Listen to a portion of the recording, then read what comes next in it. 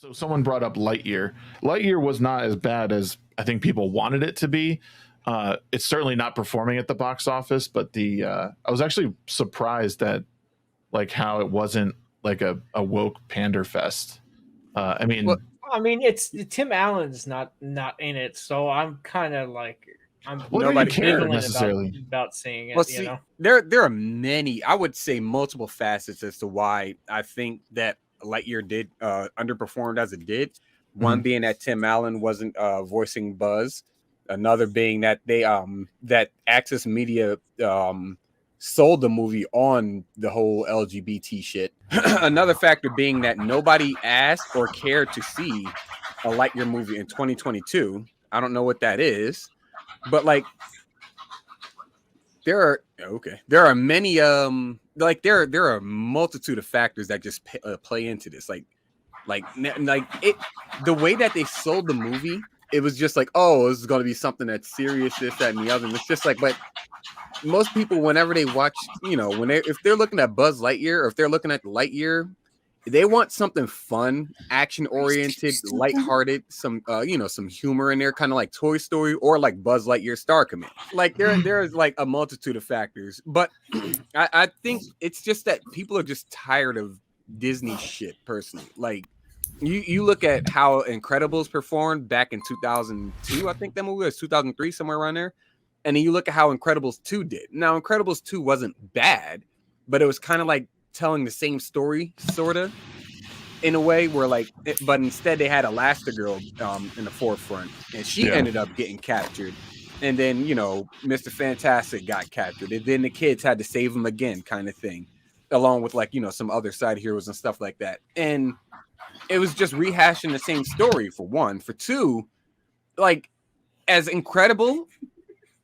or rather, as amazing as the first Incredibles was, nobody was really geared up for a second one. The first one ended well enough. You didn't need to add more onto what the franchise is in order for it to be something good. Same thing I say about Big Hero 6 as well. Big Hero 6, great movie, fantastic movie. I didn't care at all about the show that they had. That show was kind of garbage in my opinion. I didn't even know they had a show, but it's like an animated show. Same thing with Toy Story 4. Same thing with Toy Story 4. I didn't like that they put Bo Peep in the forefront as she was. The Toy Story is Buzz and Woody. Everybody else is kind of a side character. Jesse being in the forefront of the second movie kind of made sense to to Woody's story. But everything else was just these are characters who help carry the movie, like Ham, like Slink and all of the other Mr. Potato Head and all the other characters, Rex and whatnot. RC, who's one of my favorites. But RC, I love RC and I love Slink. Those are my boys. But it was fine as it was. But Disney doesn't know how to get off of that beaten path and do something different, something else innovative. Yep. Now, especially with all of the Disney remakes, reboots, sequels, whatever, people are just tired of it. And Buzz Lightyear, I honestly could care less about the lesbian couple or whatever in it. I don't care. Don't care at all. I don't care. I'm just honestly just tired of the Disney reusing characters to make something else again. And that's why that's the only reason I didn't go see it. I was just kind of it's a new thing. Okay, I really don't need to see it. I saw Toy Story 4 for the same reason I saw Jurassic World Dominion. I wanted to just complete it. Okay, this is gonna be the last one, the final one. Are you sure? Okay, I'll go see the movie, and it was garbage. Nah, see, me personally, when it starts to go bad, I'm just like, all right, look, man, clearly this ain't my cup of tea anymore. I'm out of here. I'll be honest, I was out as soon as Disney started doing all the live action shit again. But it's just kind of they keep doing this, right? And they're not. In order to bank on the nostalgia again, right? Yeah. And they're taking the best movies, their most popular movies, and re-releasing them because of what? Because why? Nostalgia, memory barriers. The people that were young when these movies came out are going to take the feeling that they felt when they were younger and be like, oh my gosh, I want to see it again. And they use, music and all of this to manipulate you while you're watching the movie to make you actually think that you're actually watching a good movie when you're not. And it's all manipulation into thinking that you're watching something good when you're actually not watching something good. You're actually watching garbage, half-assed garbage, and it's terrible. It's terrible what they're doing, and I can't do. I'm just like, no.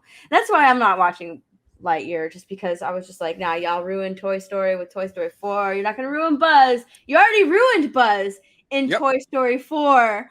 I mean, the sad thing is we're at a time where a movie can be genuinely good, but it could be overlooked just because the access media decides to play up some semi-woke portion. No, Yeah, and I agree with Steph. I agree with you. Like, I think I'm at this point, I'm so exhausted by like the prequel reboot, like for a new generation type thing. It's just like, at least it's, and I've said this 1,000 times on this show, like, it's okay to let stories end and die.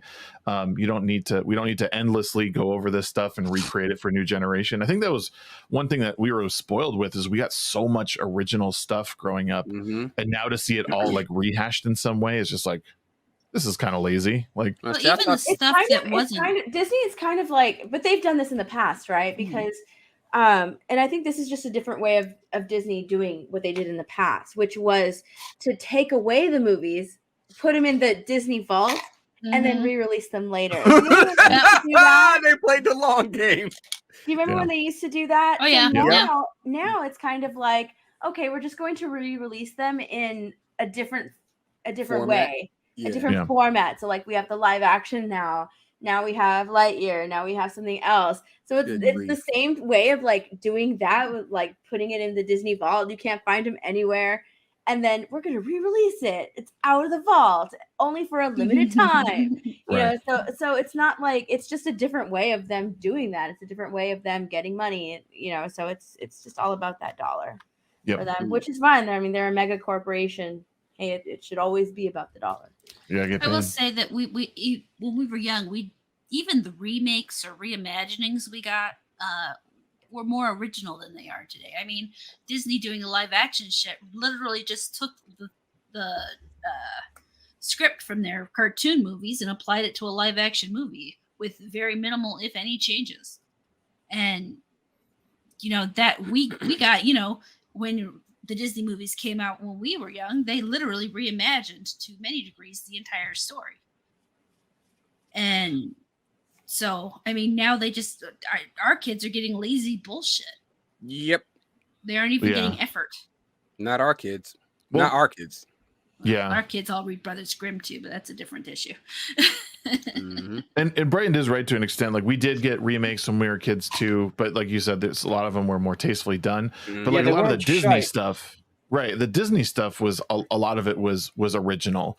And like, but now they're basically taking those and either making them live action, or they're doing a spin-off show or a spin-off like a spin-off show with a different character.